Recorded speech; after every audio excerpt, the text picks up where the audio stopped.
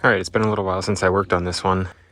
I wanted to do a radiator on this today. I got a new radiator in, and this thing doesn't like driving when it's over, I don't know, 80 degrees outside or so. So I want to just throw this radiator in real quick and see what happens there. There is no thermostat in it currently. If you squeeze, it should be right there, but there's nothing.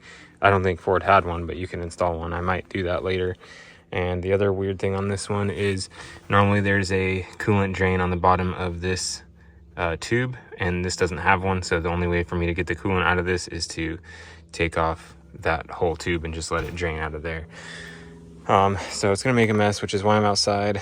The radiator I bought for it is pretty cool, so I'll show that to you in a sec when I get this one out. But it looks like I'm gonna need to pull the hood off, pull these support rods, get this wiring out of here, and get the shroud off, and then see how it goes from there.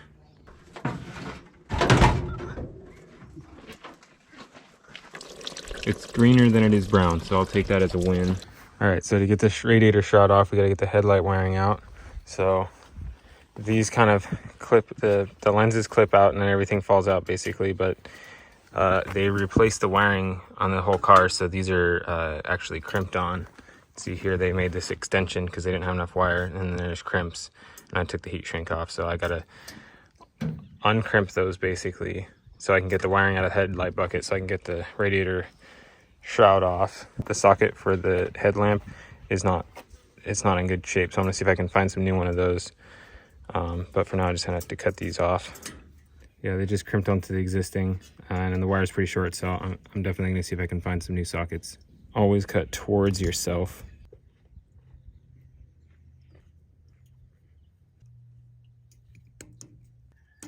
Hello. These wires just go through this little conduit right into there, so that can just pull out of the grommet, and then completely should be able to just pull off the wire. Just pull it out. And now the grill can come free and the wiring can stay.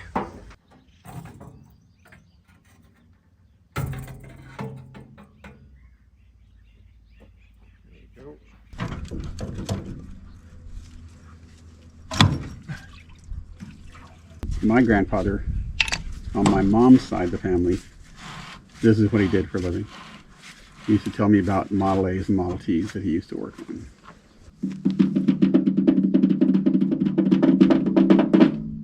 Alright, so these are the bolts that were in there. Go like that with the spring on top. And I think they're supposed to be with the cotter pin on top, because it's a lot easier to get to the cotter pin if it's like that. So I think we'll probably flip them when we put them back in. There's one thing I don't like here. The tank is hitting the apron here. It's like 100% in contact, and I think there's supposed to be like a hard rubber spacer between the radiator and the frame, so we'll see if there's something in there. But I can put a thicker one in there to raise the radiator, so it's not the new radiator, so it's not hitting here.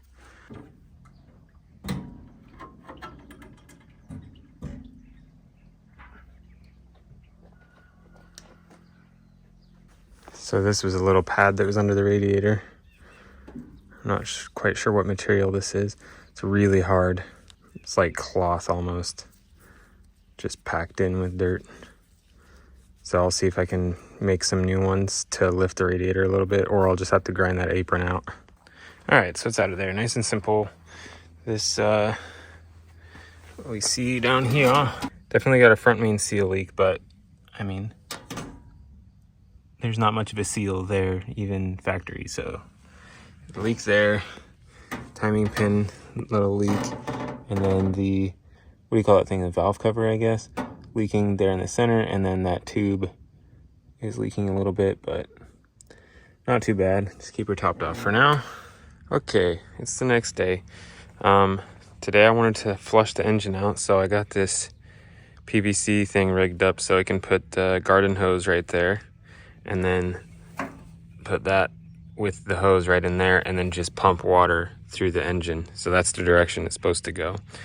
Built this thing just to not make a mess so I can put it down in a bucket. But I need some PVC glue before I can put that completely together. But with this hose off here, you can see it's quite dirty in there. And it doesn't look super dirty all the way down like in the water pump. So I think I'm gonna take this water outlet off and potentially even that inlet off so I can get a better look in there.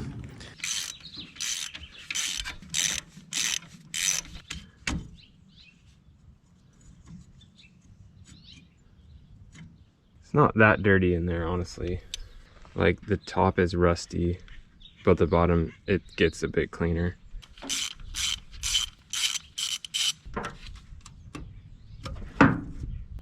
There's a bit of buildup in there. Let's see what I can clean out.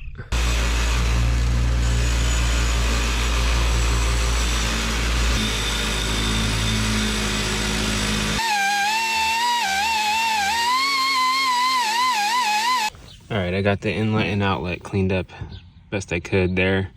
This one, I don't know how that's gonna seal. Hopefully it does. But you can see here, this was repaired in the past, brazed on. You can see the extra there. And it's not exactly straight as far as the surface that the nut sits on, but it was working, so it should probably keep working. And this one wire wheeled the whole thing. Doesn't look too bad. And then the gasket is probably not the best, but I think I'm just going to throw some Permatex on it, and then it probably will seal.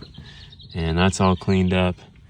And this gasket is pretty good too, and I don't have another one, so I'm just gonna throw some Permatex on there and throw them on and see how far we get.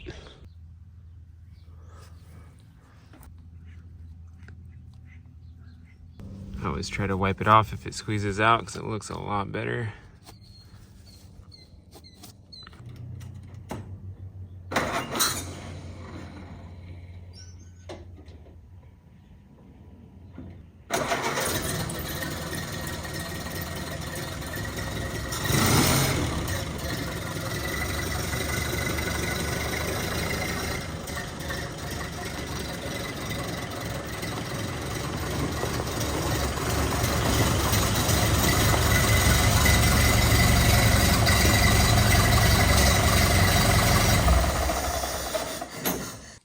All right, I moved inside because it was too hot, but I have now the flush system set up. So that's just 1.5 PVC into the existing water pipe.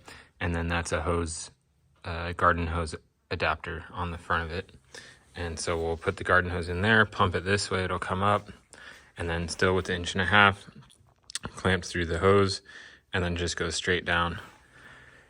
And we'll dump into a bucket so that I can see what's coming out of it, rather than just dumping it onto the ground.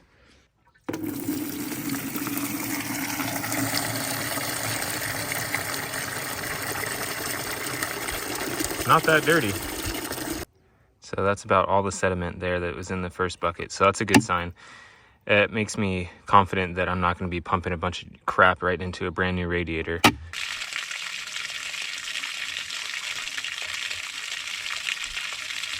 All right, it's been running for quite a while.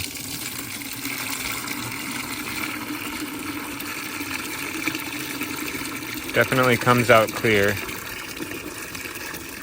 Just barely get a little bit of sand, sediment, whatever it is in there, which it's not going to be enough to clog the radiator. I'd prefer if it wasn't in there, but I don't think we're going to get away from that without like tearing the engine down and 100% cleaning the water jackets in the engine. It's just, this is probably about as good as it's going to get, but it shouldn't cause any problems for the radiator.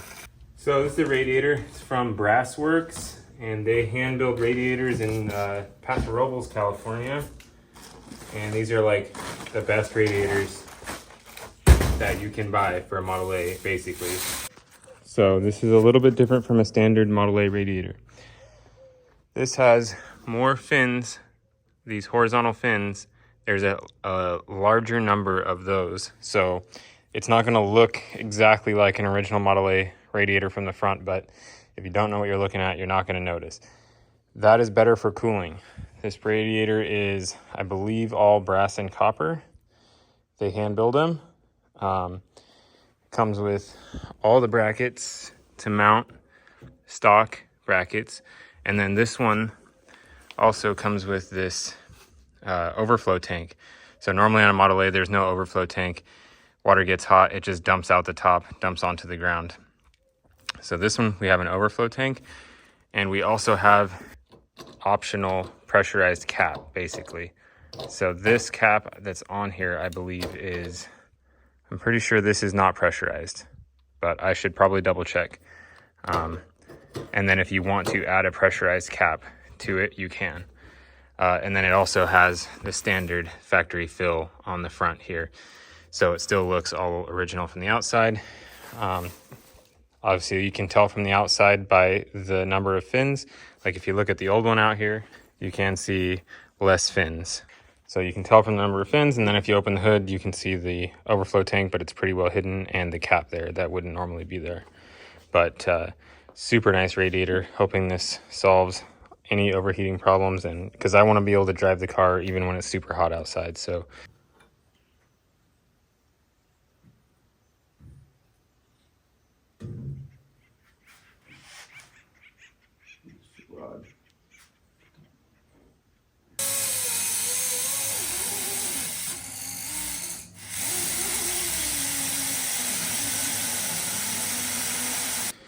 So I was still having clearance issues, so I cut out that little corner right there, and then the holes in the frame rail are not lining up, so I sectioned that piece out on both sides, and that should work for those bolts now.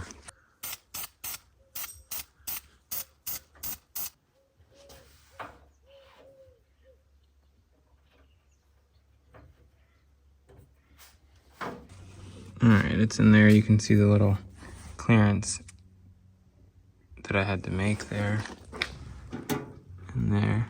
And then bolts are in with cotter pins, and then you can see how the hole, it's a little bit outside of the hole, so that's why I had to cut there and there.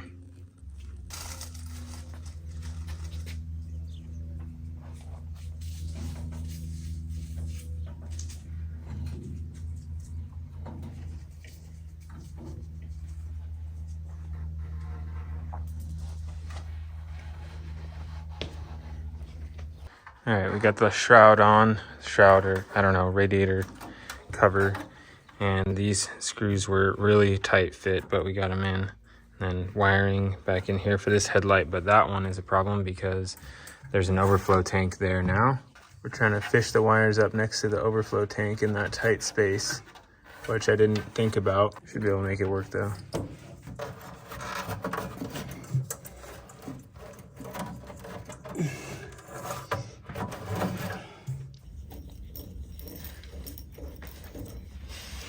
Okay, so wiring's in. It's tight, but it's in. It's gonna work. And then we're on to basically hoses now. And a friend of the family donated a hose kit here. I don't think he knows it yet, but he did donate it. So we got new hoses. The only other thing that's bothering me now is this pipe. I really don't want to reuse it, but you can see it's like welded, homemade. It should have a drain in it, and I think it also should have on the ends a little, what do you call it, a bead, so that the hose doesn't slip off. So this has no bead because it's just a straight pipe. It's probably exhaust pipe or something. But I'm gonna run it, and I'll try and find another one later to swap it out for. That one all the way up.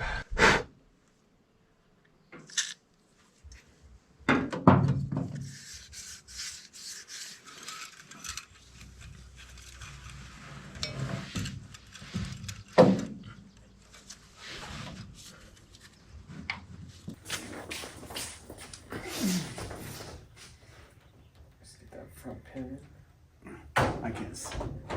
Okay, there we go. That's pretty close.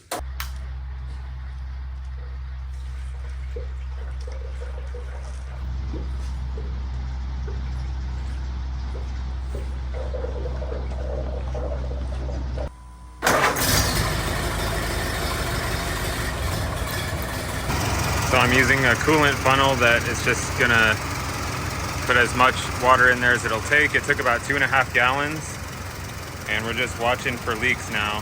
I don't see any yet, but one thing I didn't realize is, so I ordered the radiator with a pressure cap apparently. So this is a 4 PSI cap. So now the system is gonna be pressurized, which it wasn't before. So we'll see if the hoses are gonna take it. Like the intake, the inlet and outlet are a bit pitted. So if the hoses might have a hard time sealing, mixing.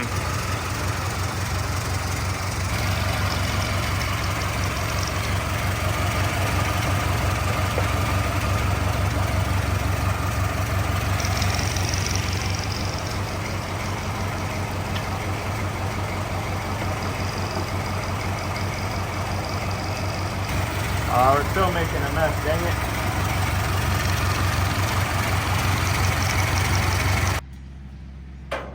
I think the overflow tank will fill itself. There's no actual fill on it, so just throw that on there and then, well, I guess we gotta go drive it now. Thank you. Gone down the street a little bit, so we're gonna check if it's leaking at all.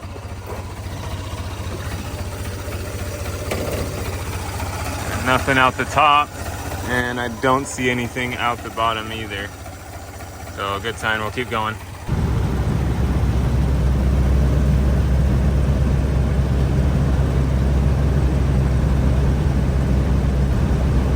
All right, we made it back from the gas station.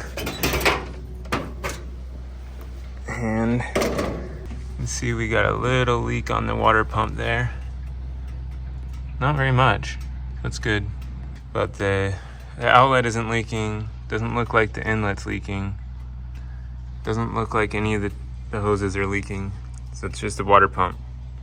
So I guess we'll probably try to get a new one of those. I'm pretty sure it's been changed out for a leakless pump already. Maybe it's just old, I don't know.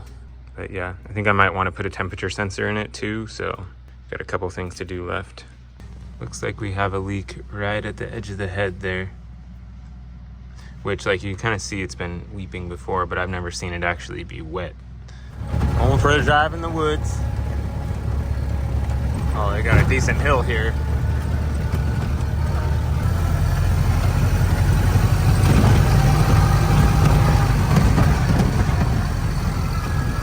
Wow, we're going off-roading.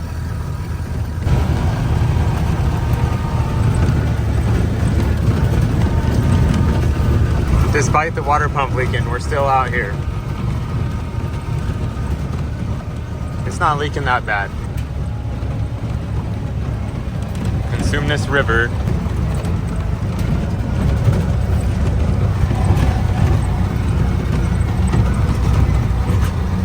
This is pretty tough to do with one hand.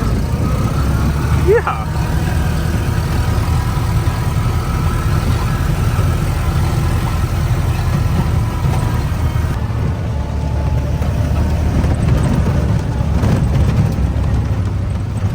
Kind of roads this car was made for. I think I'm gonna end it right there. Not gonna go through the creek bed.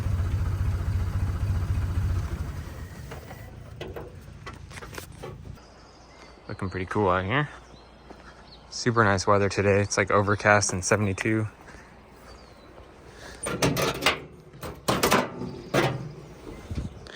And honestly, it seems like the water pump stopped leaking. It's not dripping anymore.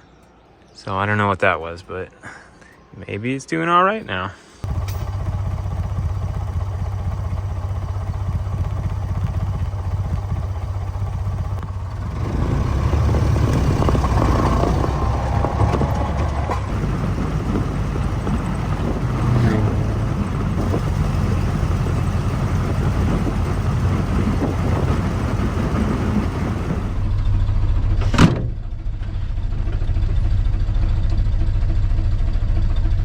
I still reach for my seatbelt every time.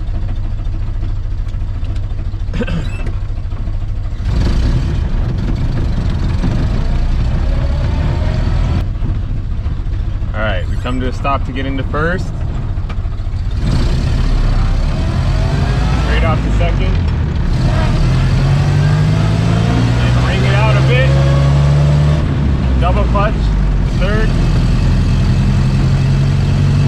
Pretty decent on level ground.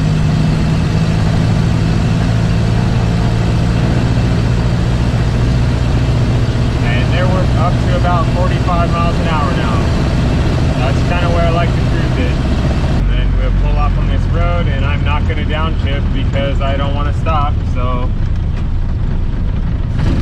I just pull that corner. It's probably lower than I should lug the engine, but I don't want to downshift. So this hill here, we cannot pull in third gear. It's too steep, so luckily there's nobody behind me, but I've got to slow down, can't downshift, so before the start of the hill here, slow down, stop, first again, second,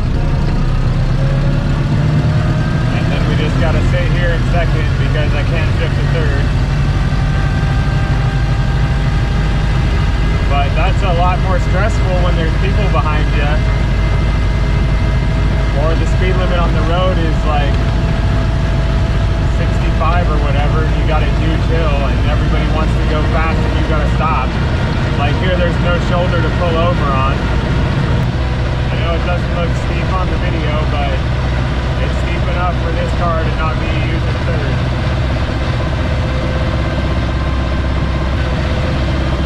And we're finally near the top, so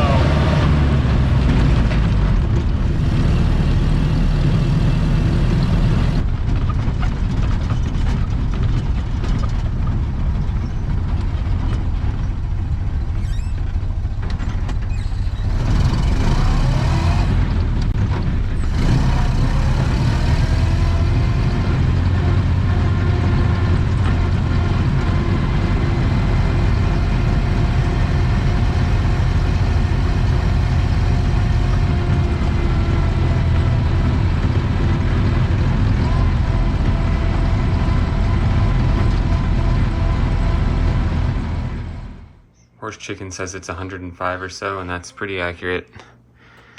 But with the new radiator, we're gonna go for a real test today.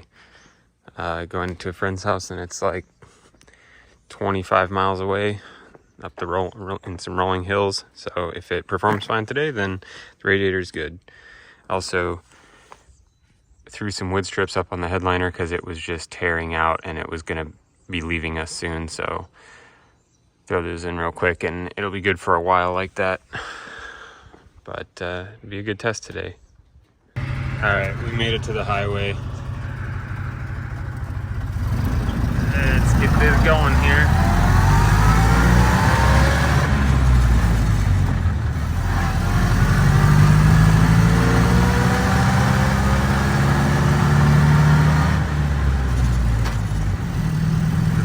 Should be pretty much at operating temperature now. I'm gonna go get some gas right now. So cruising all right after going up the big hill. Says 180 down by my feet. That's a lot. And it just filled up. It's pretty hot. The head says 207. I think this thing reads low. Radiator 182. I mean, it's a little warm, but it should work fine. Manifold at 300, that seems low. Keep going. Shenandoah Road wine country out here.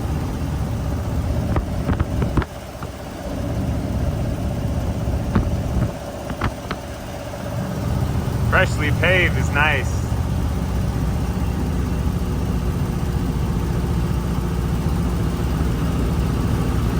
There's some steep hills though, so it'll be a good test. Trying my best not to lug it.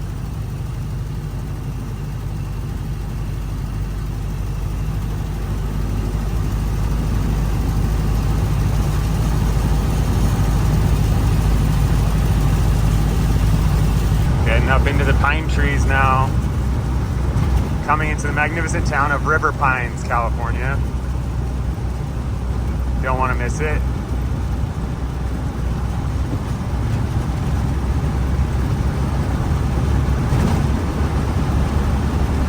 Just cruising 40, 45 miles an hour the whole way. The sun is going down here, but we're a few hundred feet higher than It feels like it's probably dropped down to about 100 or 99. So we're probably through the hard part, but it did have a little bit of trouble starting back up again at the gas station. So when we get to where we're going here, I'll see if it's gonna start back up nice. We got a steep one. I had to stop and downshift into first. Mount Occam.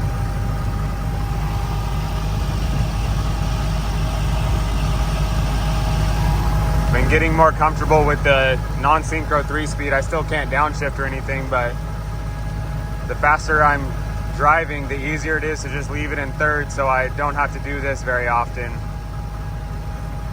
So it's kind of working. It's getting better. I think if I get all the suspension, brakes, and everything fixed, I'll be more confident to go faster, and it'll be even better after that.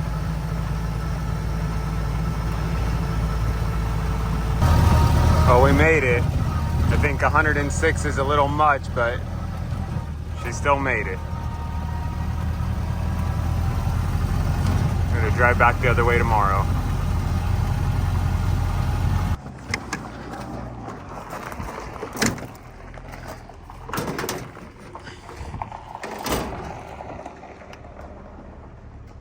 Head's at 169. Oh, that's probably right where the water is. 192 at the edge. 180. 197. Oh, not bad. Radiator 150. Oh, she's good. No problems. Nice. I just heard something hit the exhaust. I think the fuel is boiling out of the carb. So I'm gonna see if it'll start back up here. Doesn't want to start.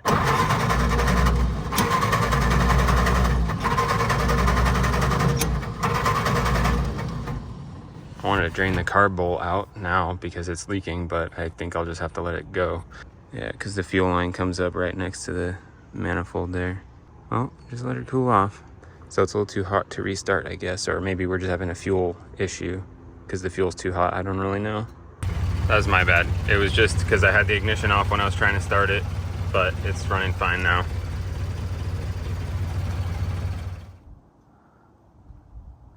All right, well, it's been a few months with a radiator. Put a few 100 miles on it. Definitely gets used. Lots of bees there in it. And it works great. Worked good on that 105-degree day and no problems otherwise as far as cooling goes. The only issues I've really had, which actually was very unexpected, it's obvious now, but the hood doesn't fit anymore. You see a big old gap at the bottom there, big gap at the top, and then down here at the front, the hood is overlapping the radiator shroud there. Same thing back here, giant gap on this side. And you can see this, the hinge could slide up in here a little bit more, like the whole radiator needs to come back. Which I mean, I didn't even think about that when I put the radiator in, that the location of the radiator dictates the body fit. And, you know, the body mounts are probably original. So there's been some settling and the radiator is probably higher now than before. And I'm sure the aftermarket radiator is built a little bit differently. So the fit is just gonna be something that has to get worked out. So I think I'll be taking all of this apart again to try to work on the fit a little bit more. And then this is definitely contributing, how the firewall has been pulled out here. And I could put the rod back in, but it's just gonna fall out again. We still have the other rod working right now, but that's something I need to take care of. Probably we'll pull this bracket out, hammer the firewall back, and then put a backing plate on the back somehow to prevent it from pulling itself out again. We are spraying a bit of coolant out of the water pump. I will need to take care of that. I went on a pretty long trip the other day and opened the hood and there was like coolant all over the firewall and everything. And I mean, you can see the head gasket is sweating, so I'll probably do the head gasket and then take care of that water pump at the same time. But it is still drivable as it is right now. Just short little drives around town. We're not going too far. But overall, I'm pretty happy with it. It doesn't puke coolant on the ground. Assuming the water pump didn't leak, the coolant does stay up at the cap level thanks to the overflow tank. So it's nice having that overflow tank there. As far as cleaning the front of it, I don't really know. I'm probably gonna have to pick all the bugs out by hand or something. So apart from the water pump and head gasket, I do need to take care of the electrical situation. The headlights I still haven't put back together, but I did buy a bunch of stuff to rebuild them. And the alternator, I bought a new bracket to hopefully fix this belt issue, which is why I haven't bothered with the headlights yet, because the alternator, even when the headlights come on, the belt setup isn't good enough and the belt just squeals when you turn the headlights on. I need to fix all that at one time also. So electrical, head gasket, water pump, we'll get to that in future videos, I think.